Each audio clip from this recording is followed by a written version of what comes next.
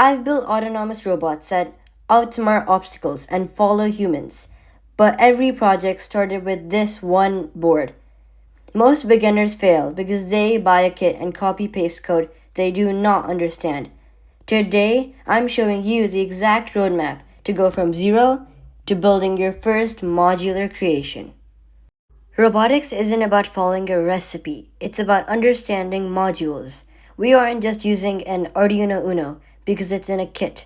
We're using it because it's the most reliable brain for a prototype. Crucial rule: stop using these 9-volt batteries.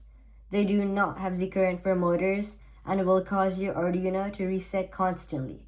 Real robotics requires real power. Use a 5-volt power bank instead. This is an ultrasonic sensor. It measures distance by sending out a sound wave and timing how long it takes to bounce back. It's vital for giving your robot eyes. We're wiring 4 pins: VCC for power, ground for the return, and trig and echo to handle the signal. Understanding this one module allows you to build everything from a digital ruler to a self-driving car. Now that it's wired, let's move on to the code. In the code, we aren't just copy-pasting a library. We're reading raw data, applying calculations to find how far away objects are.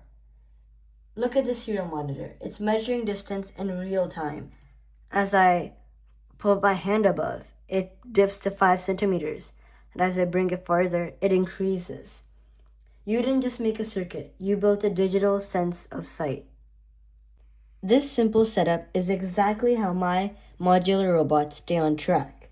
In part 2, we're using servo motors as wheels.